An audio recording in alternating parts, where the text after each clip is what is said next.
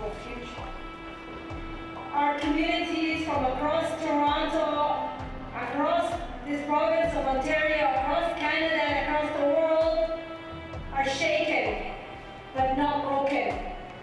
Torontonians are standing in solidarity with the people in Christchurch tonight and with Toronto's Muslim community after a gunman opened fire on 2 mosques in the New Zealand city during Friday prayers. 49 people were killed, another 48 wounded. And that is a live shot of our skyline right now. The CN Tower, as you see, in darkness tonight in honor of those victims.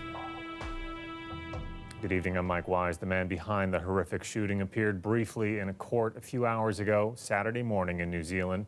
Brenton Tarrant is facing 1 charge of murder. The judge says there will be more charges to come. New Zealand's Prime Minister isn't mincing any words in condemning the attack. It is clear that this can now only be described as a terrorist attack. Authorities say this was a carefully planned attack and that the suspect planned to continue his killings when he was arrested. He live-streamed some of his shootings. Authorities described him as an immigrant-hating white supremacist. It is the worst ever mass killing in New Zealand history. Well, turning back to tonight's vigil at Nathan Phillips Square, hundreds of people coming out tonight in an outpouring of support for something that happened a world away. Our Adrian Chung was there. Even as the skies opened up, hundreds stayed. A multi-faith vigil in the heart of one of the most diverse cities in the world. Many in the crowd are Muslim, many others aren't.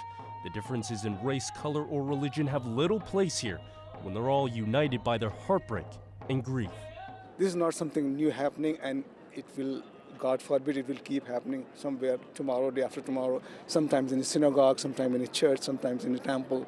Even a world away from 49 people killed in the middle of Friday prayer in New Zealand, the tragedy hits home. Many here calling out hate and bigotry as they see it.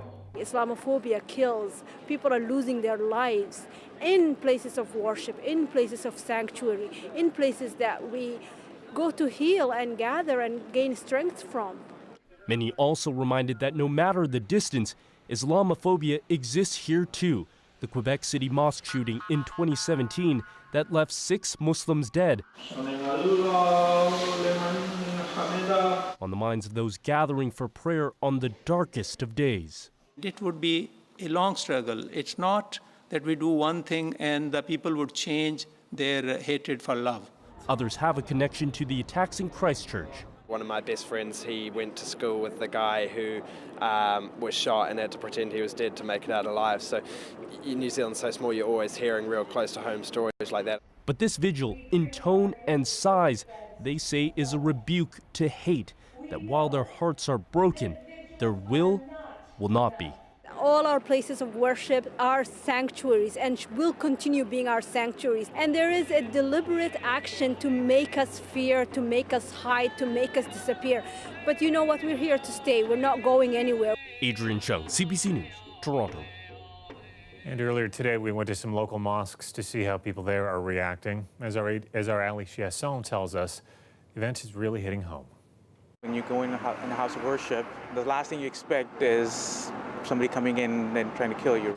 Iqbal Zafar says he got a chill every time the door opened today. You're just kind of constantly thinking, like, if anybody's coming in or whatnot. And it's just one of those, anytime when the door opens, what can you expect? Like, who's going to come in? For many people, attending Friday prayers felt different. There was a sense of, like, quietness. It felt weird, and I don't know how to put it into words best, but I think there was this like cloud above everyone where everyone's aware of what happened. At least 49 people executed. While New Zealand is on the other side of the world, the grief knows no boundaries. We feel all Muslims everywhere are one ummah, one people, you know, and it is as if it happened here actually. Police are visiting mosques across the GTA to quell fears of a copycat attack. The Imam actually assured us that he's contacted the police, and people from other cultures are also were here giving us wishing us condolences and stuff, so that's pretty good to see in Canada. Flowers like this, it's a small gesture, but what does it mean to you? It's mean that the world is still safe for us, and the world is still like respect others. We have to be patient for these incidents.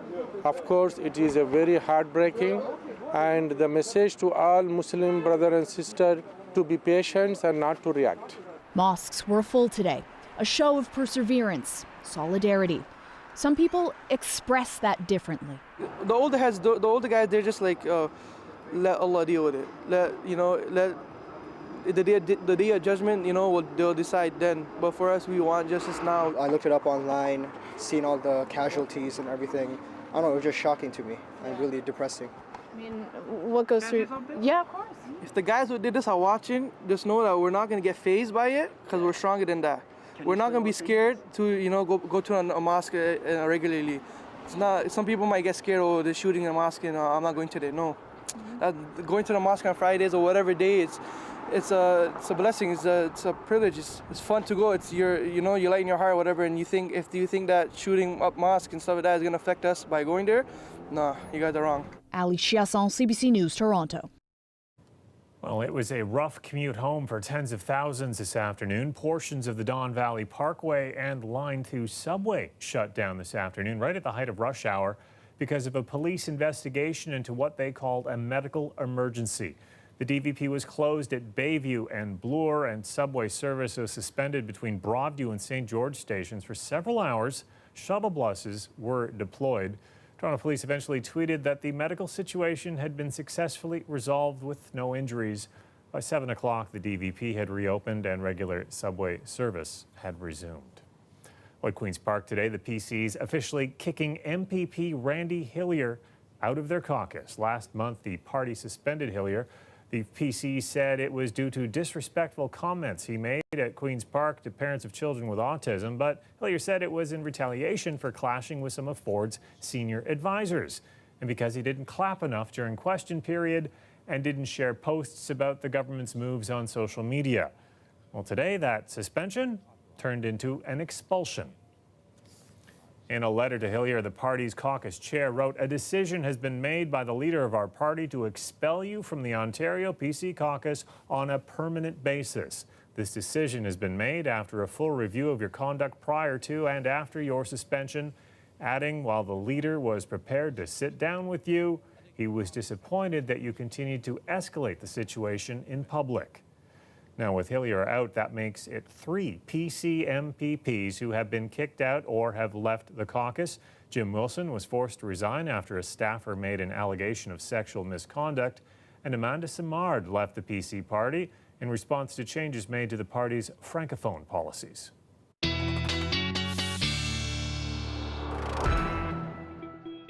Nick Cernkovich is here with his first look at the forecast. What a difference a day makes. It's going to feel a lot different tomorrow than it did today.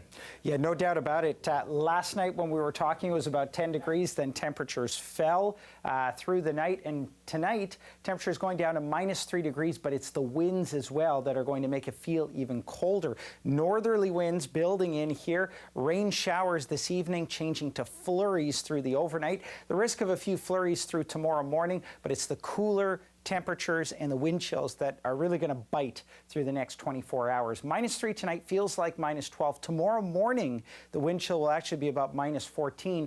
2 degrees is a high tomorrow with the risk of a few flurries through the morning. But the good news in all of this, there is a warm up in the long range forecast. I'll have full details coming up in a bit. Looking forward to that. Thanks, Nick. You're welcome. There's no holding us down. Yeah, we got this. Yeah, it's our time to shine. Whoa. Well, imagine being a passenger on a train with some of the best musicians Canada has to offer. Coming up in a little later in the show, we'll bring you aboard the Juno Express.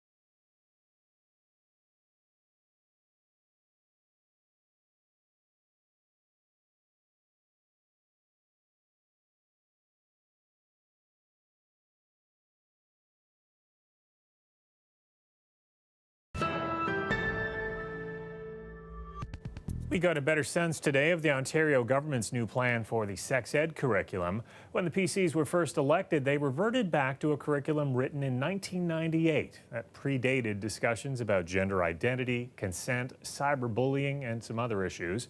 Today, the education minister said that after consultations with parents, the new curriculum will include gender identity and consent, but instead of starting some of those discussions in grade 2, they'll start 6 years later. We heard from parents, and they told us some concepts were being taught way too early. So we're going to raise the age on some concepts. But I assure you here today, we are going to keep them all in the curriculum. The government is also giving parents the option to have their kids opt out of certain issues talked about in sex ed. The ministry said it'll give parents online modules, if needed, to talk about these issues at home. The education minister also talking today about an increase in class sizes for middle school and high school students. Our Farah Morali has details on that. And now it's time to set Ontario's schools on a new sustainable path. It's a major overhaul for students across Ontario. Big changes are coming to math, health, and physical education, and we're looking at phasing in the class sizes over the next 4 years. Here's what the government has in store. For students in kindergarten to grade 3, there will be no changes to class sizes. For students in grades 4 to grade 8, the class size cap will go from 23 to 24. The most significant change will be for high school classrooms. The previous cap of 22 students is now 28. That means there will be 6 more students per classroom. Our strategy will not see one teacher lose their job. Not everyone's convinced that's true. When you increase class size averages, you increase the number of students per class, etc., you decrease the number of positions that are needed. That's clear math. Teachers say they're getting a completely different message from the government. Prior to the minister's announcement, we asked the question about potential loss of positions across the system, and the response from the ministry staff was approximately 4,500 positions would be lost. Teachers took to social media today to break down their numbers. The Catholic Teachers Association of Ontario says 5,000 jobs will be lost from this announcement. The Secondary Teachers Association says, for its part, 3,600 positions will disappear. That would mean to the ability to deliver program. It's absolutely devastating. It's a sledgehammer blow to the education system in Ontario. There is going to be a massive resistance. What we saw here today is that they're going to receive fewer resources, fewer one-on-one attention in the classroom, and at the end of the day, it's students that are going to suffer. We need to be real. We know not everyone will agree with every single part of our plan. The minister said little today on the impact larger class sizes could have on students. She walked out before answering all the questions from reporters.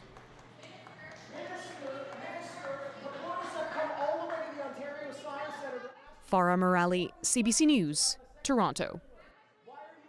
Do have an announcement, and that is that your girl is getting her own NBC late night show.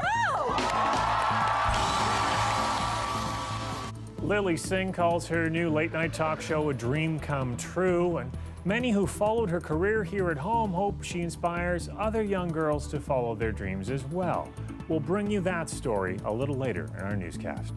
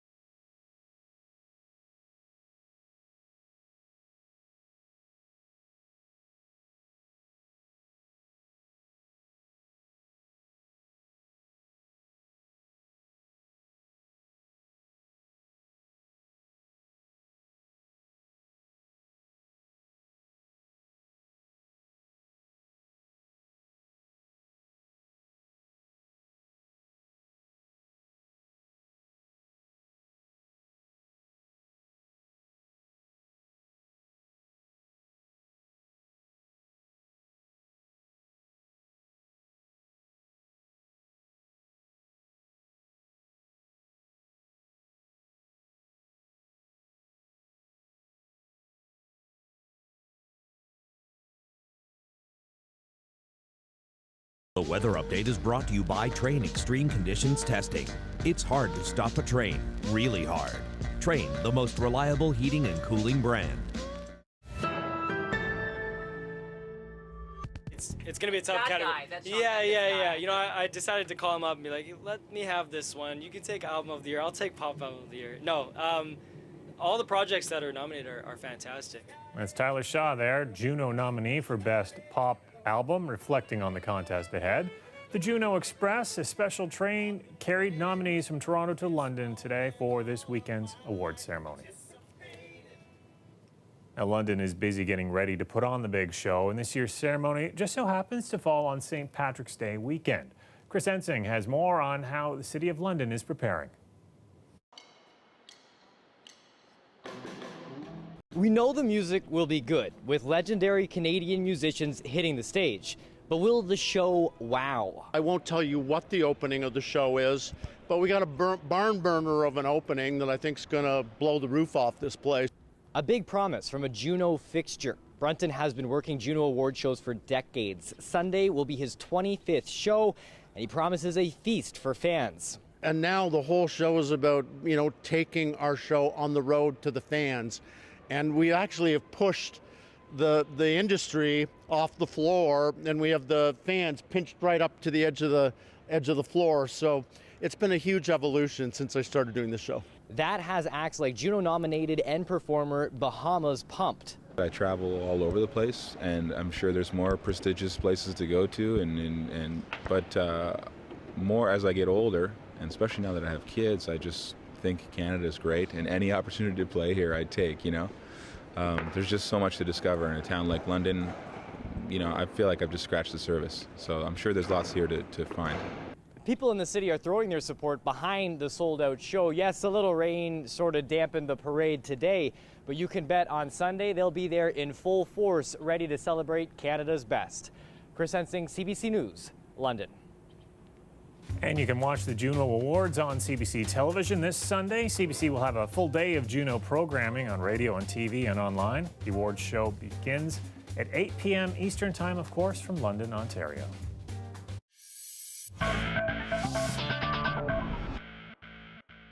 Huge story happening in tennis right now. Mississauga's Bianca Andreescu playing in the semifinals at Indian Wells in California. Tough start to her first set against Ukraine's Elina Svitolina, ranked number 6 in the world. Second break of the match puts her ahead 3-love. Andreescu, though, would settle in. After a long rally, she gets on the board, showing off a range of shots, comes up with a terrific backhand to take a 4-3 lead, and would rattle off 6 straight games to take the first set 6-3. Now, Svitolina would come back to take the second set 6-2. They are playing a third set right now. Andreescu's up 3-1. Now, the Maple Leafs hosting Philadelphia, playing in their green St. Pat's jerseys in honor of St. Patrick's Day this Sunday. We'll pick it up with Philly leading 2-1 in the second. Former Leaf James Van Riemsdyk goes to the net, bangs in his second goal of the game. Now, later in the second, Jake Muzzin would lead the charge, lets a shot go. This pulls Toronto within 1. Both sides combining for 7 goals in the second period. After tying the game early in the third, Willie Nylander throws down a pass in front. We'll watch as lying on his stomach. Austin Matthews finishes it. Leafs take another lead. Matthews would grab another goal off a rebound. The Leafs would need that because Van Riemsdyk completes his hat trick against his former team with just over a minute to go in the game. Leafs, though, have some luck of the Irish, and they hold on to win 7-6.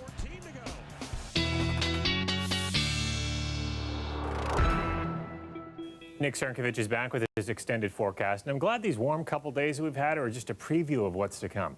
Yeah, that's right, Mike, and I'm going to save you the anticipation, the waiting. I'm going to get right into the long-range forecast for temperatures anyway. Now, the next couple of days, they are going to be below seasonal. The seasonal average, about 4 degrees for this time of year, but by the time we hit mid-next week, we climb above the seasonal average, and it looks to me over the next couple of weeks in the long-range forecast, temperatures are going to remain above average in that 5 to 10 degree range. So a little bit of good news there. We'll also get some sunshine as well, and I'll get to that in just a second. Here's a look at what we can expect tonight. The rain showers we had this evening changing to a few flurries, especially north of the GTA tonight. Generally speaking, just a cloudy day tomorrow, the risk of a few morning flurries, maybe even a hint of sunshine around noon. It's really not until tomorrow night where the the sky cover begins to clear out. Temperatures again will drop through the overnight, and we've got a pretty sunny forecast in store for the next few days after that. So there's the bright side to all of this. We've just got to get through a few days of cooler temperatures. Now, wind-wise, it is going to be a little gusty. Tonight, about 30 to 50 kilometers per hour. Some areas by tomorrow morning, about 40 to 60 kilometers per hour. And that's why our wind chills through the morning are going to be a bit cooler. However, by the time we hit late Saturday into Sunday, the winds peter out as well, and a beautiful day shaping up for us. Southwestern Ontario looks like this, -1s, -2s with a few flurries tonight. Wind chill around -8. You head through the next day, we're looking at highs of about 2 degrees, the risk of a few flurries there as well. Around the Golden Horseshoe, same story tonight, down around -3 with the risk of a few flurries. Wind chills around -12. And then tomorrow, especially in the morning, the risk of a few flurries, highs to about +2 and some gusty conditions there. However, long range forecast, as I promised, temperatures are warming up. 2s and 1s for the next few days. Lots of sunshine, though, heading into mid next week. And then again, as I mentioned off the top of the broadcast, temperatures staying above seasonal into the long range. Mike. Looking great. Thanks a lot, Nick. You're welcome.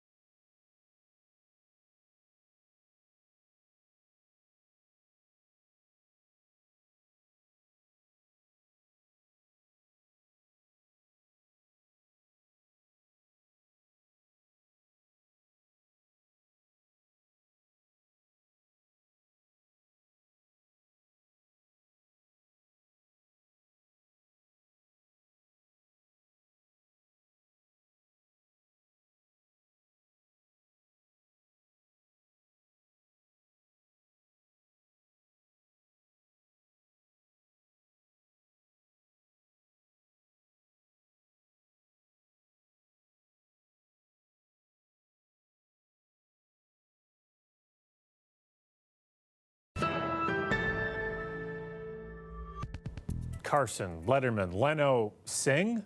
A Canadian is joining the late-night talk show lineup. Scarborough's Lily Singh, who rose to prominence as a YouTuber, is now hoping her legions of fans will follow her to TV. As Greg Ross tells us, Singh broke the news last night on another late-night talk show.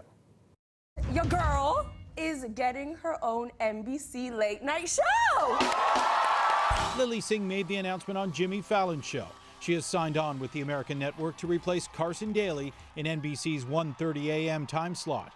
Can I tell you what it's called? Yes, it has a name? It has a name? Yes. It's called A Little Late with Lily Singh. Singh is best known for her YouTube channel, where she has 14 million subscribers. The Scarborough native built an audience, posting comedy sketches that often parody her life growing up as an Indian Canadian. One of her trademark bits, impersonating her parents. Today we're reacting to my stupid daughter's new song. So he's doing something ta ta ta ta ta. Singh says her fans can expect to see more of the same on her new show. I truly get to create a show from scratch. You know, I get to make it inclusive. I get to create comedy segments and interview people and really create something that I believe in. In a statement to the CBC, YouTube's chief business officer said, "We are so proud of Lily. The world has had a front row seat to her talent, drive, and boundless charisma on YouTube, and we know that she'll bring all of that hustle to late night." A lot of young women are thinking, I want to be Lily Singh.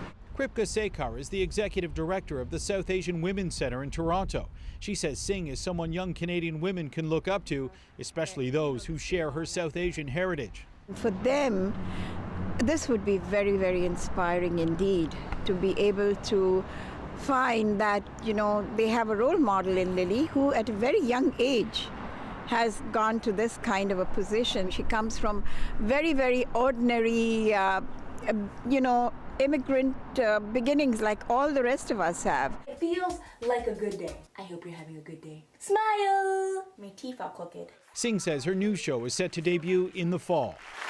I want to take a photo. Now we're in the embassy family. Let's do a cheesy family photo. There we go. Greg Ross, CBC News, Toronto. Good news, with temperatures rising, the city is mobilizing for another pothole repair blitz this weekend. Officials say we've experienced several freeze-thaw cycles this winter, which has resulted in more potholes.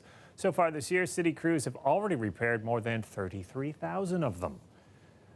Well, before we go, there's a fun story you might want to listen to on Quirks and Quarks. Researchers at McMaster did MRI brain scans on theater majors playing either Romeo or Juliet, looking to see if their brains showed different activity patterns when they were in character versus when they weren't. The result is one of the first ever studies of the neural underpinnings of acting. You can hear that tomorrow at noon on CBC Radio 1. I'll see you back here on Monday night at 11. Have a great weekend. Good night.